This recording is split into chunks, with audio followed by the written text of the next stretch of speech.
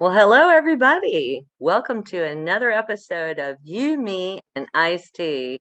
I'm Dedra Stevenson, and I'd like to introduce you to my two co-hosts. I'm minus one co-host today. Welcome to Sadly, Rodney is absent today because he's got another deadline, to meet. He is a video game producer and a really good one. And the guy has like work galore to do. So we don't blame him when he has to take a break. We just welcome him back next week. And then there's Richard Dee, who's got 16 novels out. He's a sci-fi writer predominantly, lots of short stories and poetry too, from what I understand. No poetry? No, gosh. Not poetry, no. Right. Just poetry in motion. And then there's our producer and co-panelist and author himself, Mr. B, who's the author of The Art of Giving Back, and also the host of Free Talk with Mr. B, where I co-host with him as well. So we're just a big happy family out here. Right. Mehr Hussain, am I pronouncing that right? Mehr? That's so good. That is on the money. Yeah, I usually have to explain it to people, but Dedra, that was beautiful. Thank you. Oh, lovely. Well, I'm so happy I did. As someone who gets her name mispronounced all the time, I really can't appreciate pronouncing people's names properly.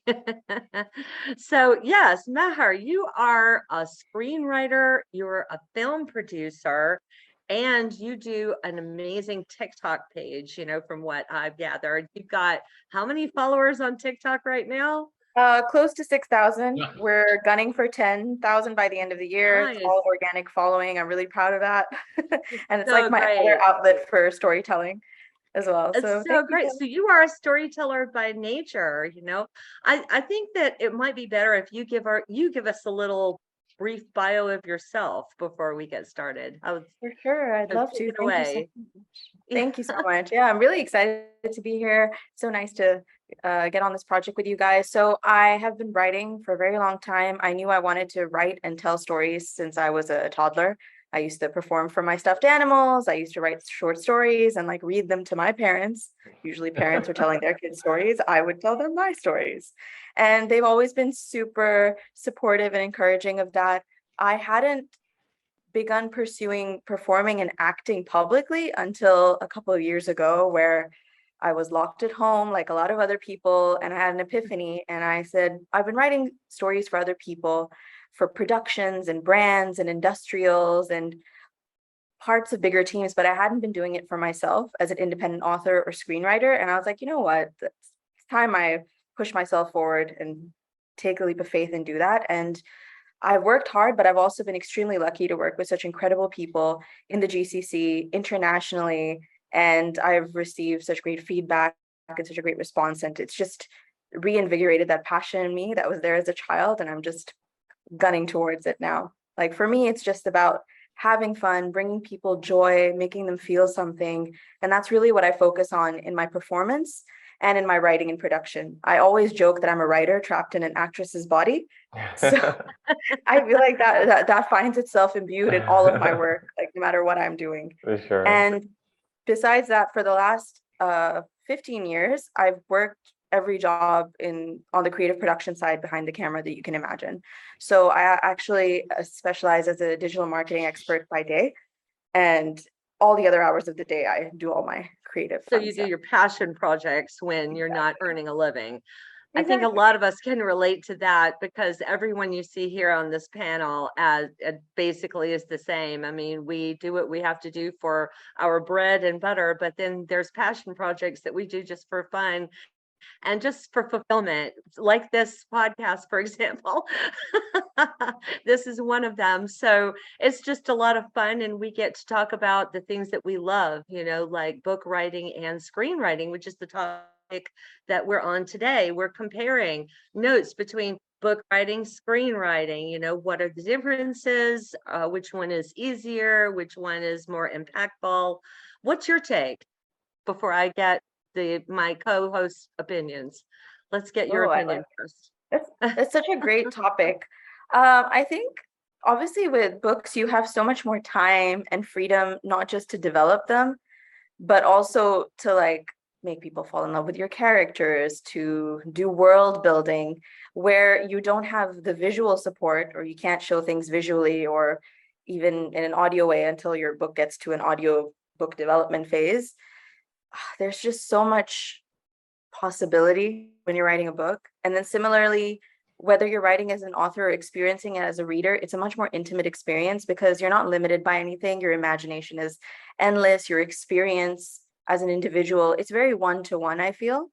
And people build such deep in relationships with books and authors because, again, that realm of possibility is endless. Whereas when it comes to screenwriting, I don't necessarily think it's a negative thing, but there's so much more at play these days in writers' rooms or working as a screenwriter, whether it's the formats that you end up choosing. And again, I wouldn't say you're limited, but you have to consider those things moving forward. Whereas with a written book manuscript, you can really have fun and be independent in your decision making and let the editors and the marketing team worry about what that manuscript will eventually evolve into in the market.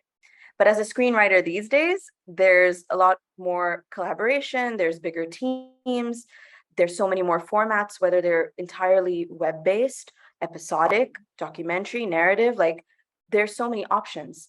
And it's so funny, but I feel like with a book, at least personally, it takes me a lot longer. I've been working on two completely different fantasy novels for 7 years now in tandem, and they're completely different, and they're nothing like what I write for screenplays or like for anything developed for film or for television or for web series. It's a lot more involved, and I think as a writer, perhaps we we hold it a lot closer to our heart because I've never shared those two manuscripts with anyone except my two potential publishers as of yet. But like my screenplays, I'll go to everybody and be like, what do you think? What do you think? Da, da, da, da, da. Because the audience is so much more informed now as well, because they've been consuming so much visual content for so long and they have very strong opinions. But with books, I feel like it's still a world of mystery, and it's a much older tradition and an institution to be a written author in that respect. I feel like not like the community in a way is a lot smaller, a lot more mysterious, a lot more I don't know, romantic in a way, I suppose. Right. I get that. What do you think, Mr. B? Do you jive with that? I do, and she triggered the word that makes it appealing for me, because I'm the kind of a person that have become this one book writer that says, that made me feel romantic because I had so much emotion to pour out into the words that I put. We're in the other podcast you were on earlier, we were going over the nuggets of that book. But when I was writing it, I'm like, what am I thinking? Why am I writing this? And why am I crying? And so the emotion, the passion, the romanticism of it is even more wonderful. And it means that you don't have to be a professional to do it. You just have to be human to write a book. Right. And what do you think about that, Richard? I've looked at the screenwriting, and it seems to be a totally different proposition from novel writing. It is something that I really haven't really got a clue where to begin. And it's funny because I've said to you before, I see my novels as a film in my head, and I just write down the action. So it seems like almost I'm taking a screenplay and turning it back into a novel. Which is that's an interesting point. I like that. We do see it like a film in our heads, don't we? That's right. So it seems strange to be watching a film, writing a novel out of it, and then turning it back into a screenplay. Seems like a bit of a strange sort of way of carrying on, if you see what I mean. Yeah, but that's I definitely see what you mean. Yeah, and that's almost similar to what I was saying too, in that the angle of writing about something that happened to you in your life, or writing your memories, or writing your life experiences, and those have such an emotional attachment. It was like deja vu, and you're writing and you're crying and your hands are shaking if you were writing physically, and you're thinking, why am I doing this? Because you're regurgitating a part of your life you know, Right. from like a real live action movie in a sense You're into the book about right. it. So every time, and then one of my, like a late half sister was asking me about what I wrote and said that she didn't see that way because she didn't see our dead mom that way. And I said, well, I was looking at it through my eyes, not yours. Right. And you were born so long after. How could you even tell me that I didn't capture it properly? It was looking through my eyes. So, like Right. Richard is saying, when he was dreaming about the novel, or he was dreaming about the movie, he was capturing what he saw in his mind's In his eye. mind, in his Yeah. mind, Yeah. right. And his job as a maintenance mechanic, he went into the universe and did it. Because I think you told us that quite early. He went outer space and did the same actions, but that was his eyes. And it's Uh-huh. very possible it kept him going all those years because he could fantasize about where he is so he doesn't feel like he's at work, so he can get through each day. I don't know. Right? And Well, then he That's a put very it's on an good point. Yeah. artistic Yeah. expression, wait, right? wait, I wait, wait. mean, Let's just see what he like said. What other did you say, forms of Richard? art, What did you say, right? Richard? Yeah, you're right. I mean, the thing is, in the same way, I'll write my experiences down in a book, and then everyone who reads it will probably see it in a different way. Yeah. And if Sure. it's made into a movie, then you are shown it in one man's interpretation. That's And I think correct. that's why a lot of the times the book and the film just don't gel. And you, like we talked about last week, you'd like the film, it doesn't all set of the book. That's an excellent point, actually. That could be, oftentimes people wonder, why is the book so different than the film? I mean, it could be the fact that the screenwriter has nothing to do with the book author and really doesn't spend a lot of time, talking to the author and getting the view through their eyes. They're not really understanding how they envisioned it. Perhaps Yeah. that's what happened with George R. Martin in any season 3 of Game of Thrones. Yeah. He had Right. nothing to do with the project anymore. It was pretty obvious. Mm. I Right. feel like so Yeah. many writers clocked that before audience did. Like audiences were a little bit more affected later on in the seasons, but I think by season 3 or 4, most writers clocked it immediately. They were like, okay, something is right. Something's wrong. I think George Martin has checked out of Yeah, that and like project. he hadn't even written the final books. Well, yeah, they didn't have the final books either, the later books. So they really knew going into it that they'd be going in blind. As a No, writer, they again, had all the books except the last one. Yeah. The only the last one is missing. I read the books and watched the series, and I could tell slowly but surely every season it was getting further and further and further away, from what But he actually wrote. But that's perhaps where that stakeholder thing comes in, where there's a bigger writer's room, independent of the author. And it's not one person, it's True. multiple people writing episodic. Wow. I feel like people forget that there's not one screenwriter or one screenplay adapter. Like adaptations are different from completely rehashing the book into an independent screenplay.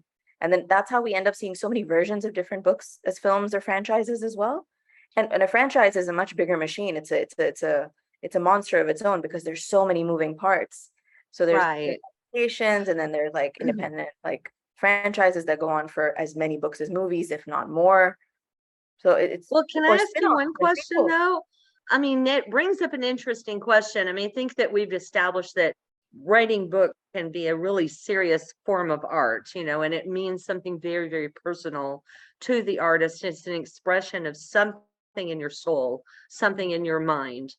Just like anything else, painting, sculpting, anything, photography, it's an expression of the artist's soul and heart. But what about screenwriting? Can it also be a work of art? I mean, aside from all the writers' rooms and the stakeholders and that sort of thing, is it possible, to create something artistic when you're writing for a television show or a film? What do you think? Or is it all business all the time? I think it's tricky because with a screenplay, that's just the first step in a very long journey. When you're Mhm. writing a book, it's going to be the printed word that still makes its way to the final viewer or reader. Well, the screenplay is just the first step in a tapestry that has, again, so many moving parts, visual, audio, individual actors' performances, the entire production crew, and really from the screenwriter's perspective or from their contribution to the project, of course, it can be an art. I mean, good writing lifts off the page regardless of the budget or the execution of the project, and it allows everybody else down the value chain to do a better job and to bring their art to life. I mean, it doesn't matter how big the Yeah. budget is or how snazzy the CGI is or how big the names are that are attached to the project. If it's not good writing, it's not going to resonate with people. Oh, It's not going to allow people to relate or enjoy or escape whatever people go to watch it or Yeah. experience. From my limited knowledge, I'm going to ask this: when does that description you gave happens to like a movie they said it was very simple and made a lot of money, like My Big Fat Greek Wedding? You guys know that movie, right? Love that movie. And they said it just went just off the charts and so on, so on, so on. Is that an example of what you're talking about, mehr? I think that's an example of great writing and great dialogue and great character development, because the protagonist in that story, she's so relatable. And I feel like it was one of the stories, even in the heyday of like 90s and early 2000s rom-coms, which really are a genre of their own, have so much value in the style of storytelling. It was, I think, first time a perspective from the experience of a third culture American kid, and such an in-depth look and experience with an ethnic family. And I feel like a lot of those stories had not been told at that time. Yes.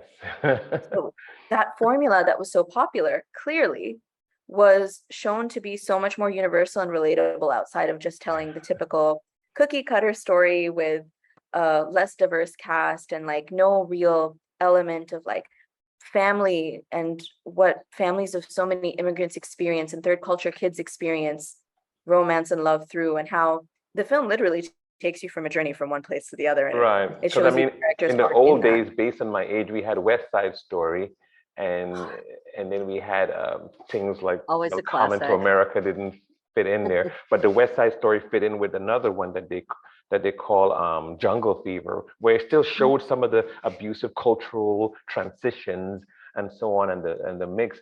But the one on the Greek Wedding was just amazing, because it was so delightfully enjoyable, and we were all rooting for the girl, to take off their glasses or to go ahead and give the guy the first kiss. And so it was very well done. And I'm not sure how it compares to a screenplay or the different writing techniques necessary, but I just thought the simplicity, I'm picking out the simplicity of it and the success of it based on the writing Good writing. configuration. Good writing. Exactly. It's just good writing. It doesn't matter what it is or what the genre is. Right. Mechanisms like sci-fi in the case of Richard, or high fantasy in the case of mine, those are just elements. It's environment. It's the logic of the world that you've built.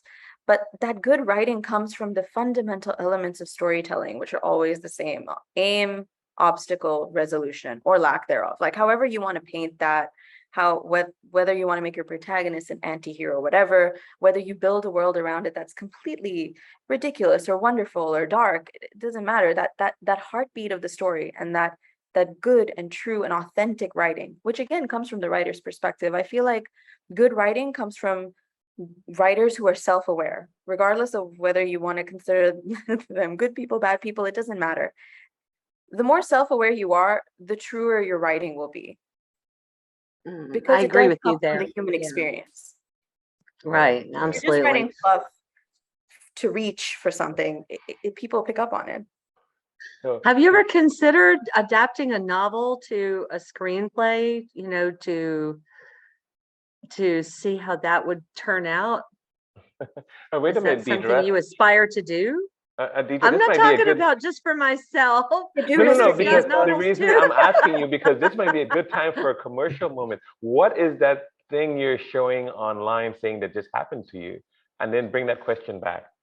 Well, that actually is the fact that I have now racked up a total of 11 screenwriting awards for 2 screenplays that that I've written lately. One called Kill the Writer and one called Kill the Millennial. And they're dark comedies. And I'm working on a third one called Kill the Planet. So That, yeah. No, I had to remind her to use the commercial moment to make sure everyone knows that she's amazing. And so thank Thank you so much. you. Thank you so much. And thank you so Oh, much for leading off this program, you, me, and I see, because I feel as a panelist, I'm so honored, and I'm sitting here and I just I'm leaning back and saying, where do I fit in? Because Richard himself is so amazing. So, Richard's got some pretty awesome characters as well. And Dora Pett is one of his protagonists, as well as you've got Saul also, who's, So I mean, and the fantasy that I wrote with the creatures that everyone thought they were frightened of until they met them. oh, amazing. nice. See, isn't that what you think of when you think of meeting aliens? Like, maybe they'll be scary, but who knows, if you get to know them, they could possibly be friendly, they could be helpful. That's right. You know, you never know what their intentions are until you actually see them land on Earth, or we go to their planet, right? Yep. Right. That's right. You have to put yourself in the position of someone who's seeing something for the first time and deciding how they're going to deal with it, really.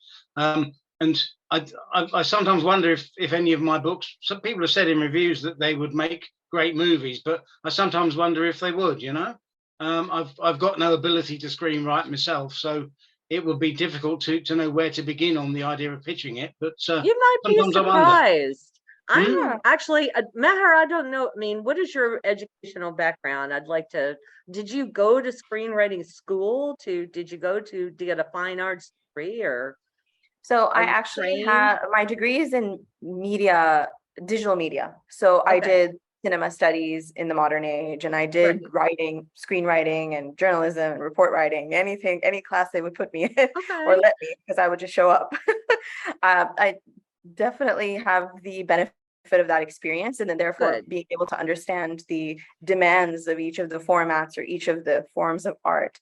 But Richard brings up such a good point. I don't necessarily think, again, like the technical requirements of adapting a book into a screenplay is one thing, but that sounds like an incredible story, Richard, and I feel like it would make a beautiful screenplay. And if you already have people going like, I would watch this, you're halfway home.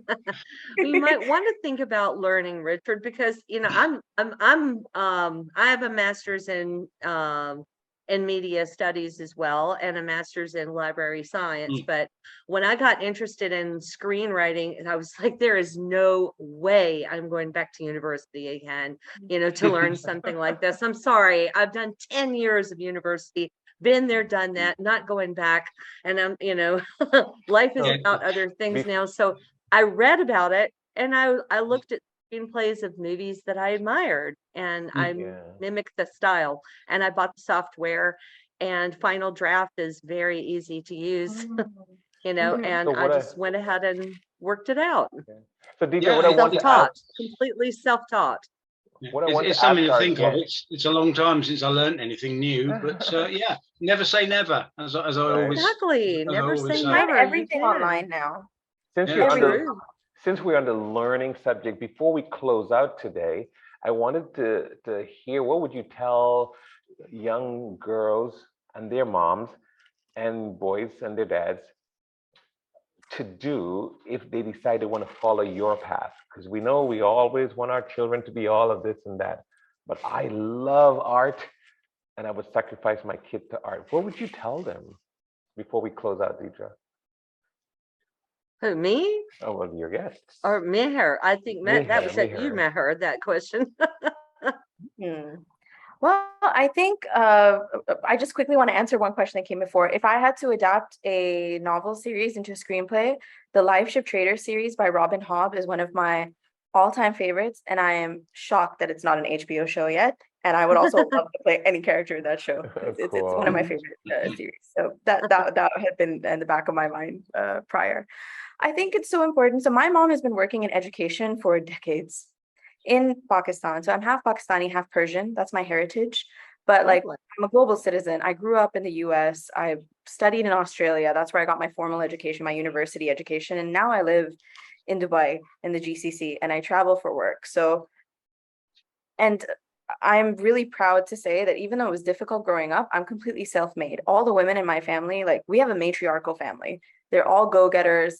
They've all built their own businesses from the ground or gone and got their formal education independently. And it was a struggle growing up because it challenged the status quo, and it scared my parents sometimes, but they always knew that they wanted me to have every advantage in the world that no one could ever take away from me. And education is a big part of that.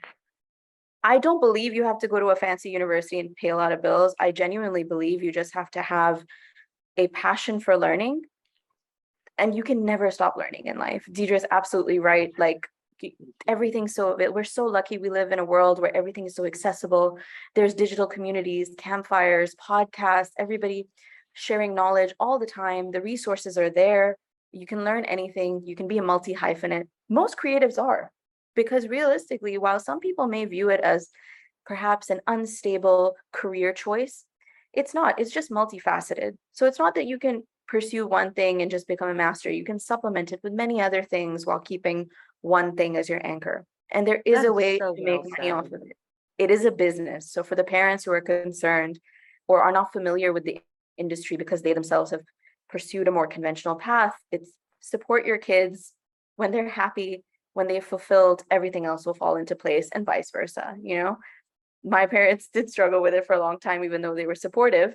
They wanted me to be a lawyer at one point, like in between high school and university. They were like, "Oh, you too? Me too." That's like they said, we what they supported wanted your art, me to but be. yeah, maybe now it's time to get serious. But yeah, that didn't work out. No, I never told my parents, but not here either. yeah, I purposely bombed my law entry exam so that I wouldn't have to go. Oh my God. But you answered the way I was hoping, is that many of the parents want that very high level professionalism of their children, but sometimes forget the passion that the child may have and the world needs. And so I was so appreciative of your perspective being presented, because I didn't want us to close out the podcast without getting that, because every little boy and girl are looking and listening sometimes in this media streams, and even the parents, and we should rethink what we push our kids into if they're unhappy without seeking their passions. Very well, nice. that's the answer. Don't push your kids, propel them. Good. Like, encourage Exactly. the difference. That's Let very them do well what they want. said. Everything will fall into Thank place. you. Yeah, thank you. That's very, very well said. So how do people find you if they want to see your work? I mean, do you have a website? I'll be launching my website later this year. As I said, I've branched out independently. I'd always worked for companies before, so I will definitely be in touch with those details. But people can find me on Instagram, Twitter, and TikTok, especially because I do a lot of fun content there at mehr.here. Does such funny videos. Please check it out. I love making TikToks. It's very cathartic, you know, like you can't always work on a 3-month or a 3-year script or a performance. Sometimes it's nice to just get the fun, the joy, and like exercise that performance muscle every now and then. What's the TikTok handle again? What's the TikTok handle? So Instagram, Twitter, and TikTok are all at mehr.here. So that's at mehr.here. Mehr here. Wow, nice. Love it. It was Well, really Thank enjoyable. you so much, everybody, for joining us. I think we have to close it out, right? Mr. B, do you want to shut us down for this episode? No, I'm just anxious to edit and post.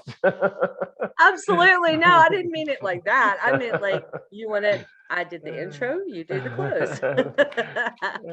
But no, thank you very much. I really appreciate you being on.